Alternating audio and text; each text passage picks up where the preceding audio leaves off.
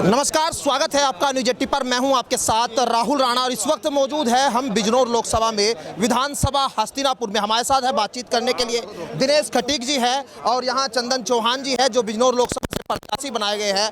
ये एनडीए की एक पहली यहां पर जो है पहली एक रैली है और आज दोनों लोग एक साथ आपको तस्वीरों में दिखेंगे। सबसे पहले तो मैं यही पूछूंगा कि आप जो है आज दोनों लोग एक साथ अलग अलग जो है 2022 में थे, आज लोकसभा में एक साथ, क्या लग रहा है अब आसान हो गई रहा? देश के आदरणीय प्रधानमंत्री श्री नरेंद्र मोदी जी और राष्ट्रीय लोकदल के राष्ट्रीय अध्यक्ष श्री जयंत चौधरी जी, जो हमारा ये एनडीए है उसके हमारे प्रत्याशी हैं बिजनौर लोकसभा से आदरणीय श्री चंदन चौहान जी, उनको यहाँ से लोकसभा में भेजने का काम करेंगे।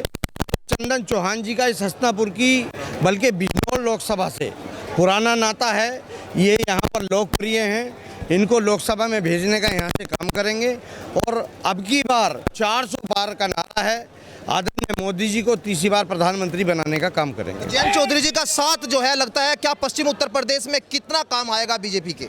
आज भारतीय जनता पार्टी में चाहे किसान हो, चाहे नौजवान हो, चाहे दलित हो, चाहे पिछड़े हो, चाहे अगड़े हों, वो किसान नेता हैं, उनको लेकर के और आदरणीय प्रधानमंत्री जी और उत्तर प्रदेश के आदरणीय मुख्यमंत्री जी ने जो यहाँ पर परिश्रम किया है, इस उत्तर प्रदेश को उत्तम प्रदेश बनाने का काम किया है, जो जन कल्याणकारी योजनाएं धरातल पर उतारी हैं, उसको लेकर के आदरणीय चंदन चौहान जी को यहाँ लोकसभा में भेजने का काम किया है। एक आखिरी सवाल, बीएसपी की भी चर्चा है कि अब इंडिया गठबंधन में आ रही है, कहीं आपको लगता है कि ये जो एनडीए गठबंधन में कुनबा बड़ा किया है, कहीं बीएसपी वो ताल खराब ना कर दे बीजेपी के? ये सब गठबंधन 2019 में भी था, तब भी मोदी जी की सरकार बनी थी और अब भी मोदी जी की सरकार बनेगी। हमारे साथ बातचीत करने के लिए चंदन चौहान जी है। चंदन जी, आज आप पहली रैली यहाँ पर कर रहे हैं, क्या लग रहा है लोकसभा में कैसा माहौल? नहीं, रैली नहीं, ये परिचय सम्मेलन था कार्यकर्ताओं का, और तमाम कार्यकर्ताओं का जोश आप दिखा सकते हैं अपने कैमरे के बलबूते कि कितना हाई जोश है।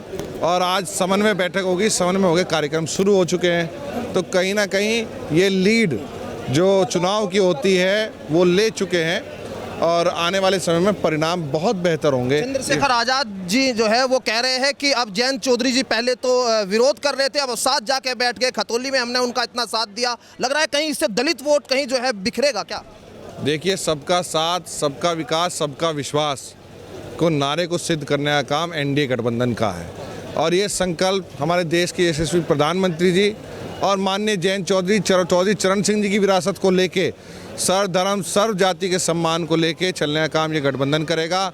उनके विकास का, आगे विकसित भारत में किस तरीके से उनकी भागीदारी सुनिश्चित हो, उनके भविष्य की भागीदारी सुनिश्चित हो, बहुत योजनाबद्ध तरीके से बनाएगा। और मुझे विश्वास है कि सबका समर्थन मिलके 80 पार और देश के अंदर 400 पार होने का काम होगा। मायावती का लग रहा है इंडिया गठबंधन में जाएगी?